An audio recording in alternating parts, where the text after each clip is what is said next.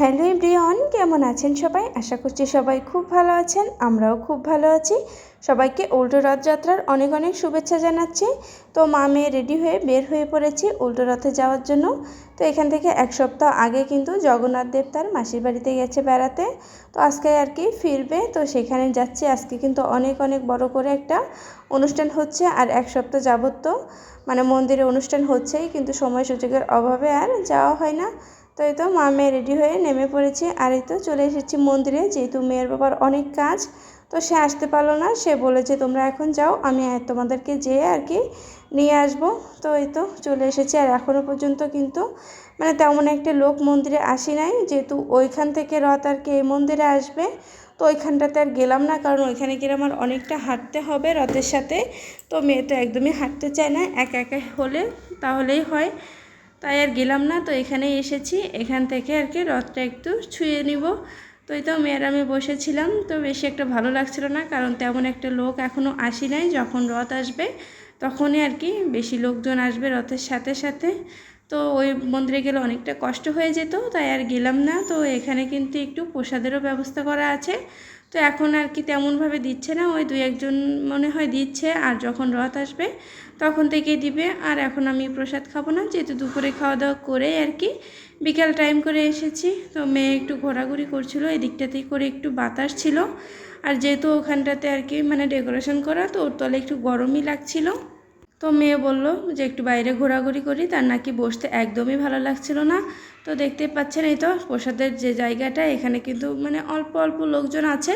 তো তারা নিজেরাই আর কি প্রসাদ নিয়ে খাওয়া দাওয়া করছে, কারণ এখানকার যারা দায়িত্বে থাকেন তারা কিন্তু অলরেডি জগন্নাথ দেবকে আনার জন্য তার মাসির বাড়িতে চলে গেছেন। তো এই তো আর কথা বলতে বলতে কিন্তু আর একটু ঘোরাঘুরি করতে করতে রথ প্রায় চলে এসেছে। তো রথের যে ঠাকুরগুলোকে সাজানো হয়েছিল মানুষদের আর কি, তো সেগুলো এই তো এখন ঢুকলো। আর যে রথের সাথে সাথে কিন্তু মনে হচ্ছে মানুষের ঢল নেমেছে, প্রচুর প্রচুর মানুষ হয়েছে। গরম কোনো কিছুই মানছে না, সব কিছু উপেক্ষা করে আর কি মানুষ রথে এসেছে। আর এত এত লোক হয়েছে যে কী আর বলবো।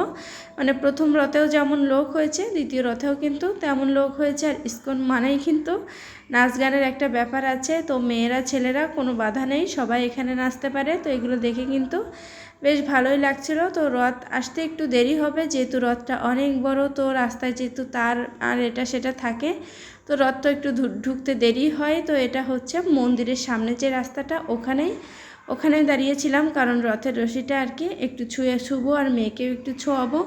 যেহেতু রথ টানতে পারলাম না, অনেক ইচ্ছা ছিল রথ টানার, তো একটু সকাল সকাল বের হয়েছিলাম যদি রাস্তা থেকে রথটা ধরতে পারি, কিন্তু রথ আসতে আজকে সন্ধ্যা হয়ে গেছে। অন্য বছর দেখা যায় বিকালই রথ চলে আসে, কিন্তু এবার রথ আসতে আসতে একদমই সন্ধ্যা হয়ে গেছে। তো দেখতেই পাচ্ছেন মনে হয় কিন্তু সূর্যটা ডুবলো এরকম ভাব। তো এই তো সন্ধ্যা কিন্তু অলরেডি হয়ে গেছে, আর রথ কিন্তু ঢুকেও গেছে।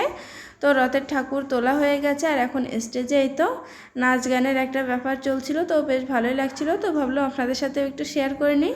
এখন এখানে এত পরিমাণ লোক হয়েছে যে আপনাদের সাথে শেয়ার করার মতো না। কোন হাত দিয়ে যে মেয়ের হাত ধরবো, কোন হাত দিয়ে যে ফোনটা বের করে ভিডিও করব, সেটাই বুঝতে পারছিলাম না। দাঁড়ানোর পর্যন্ত জায়গা ছিল না, এমন একটা অবস্থা। তো বেশিক্ষণ ছিলাম না, মেয়ের বাবা এর ভিতরে চলে এসেছিলো আর বললো যে চলো চলে যাই, কারণ প্রচণ্ড পরিমাণ মানুষ আর প্রচণ্ড পরিমাণ গরম। মেয়ে তো একেবারে সিদ্ধ হয়ে যাচ্ছিলো, মেয়েকে আমিও অনেক খারাপ একটা অবস্থা। এত মানুষ যে কোথায় থাকে কি বলবো। আর ঢাকা শহরে যে এত হিন্দু আছে, এটাই তো কল্পনীয় বিষয়। তো যাই হোক, দেখতেই পাচ্ছেন কত কত লোক যে এখানে হয়েছে তার কোনো ঠিক নাই।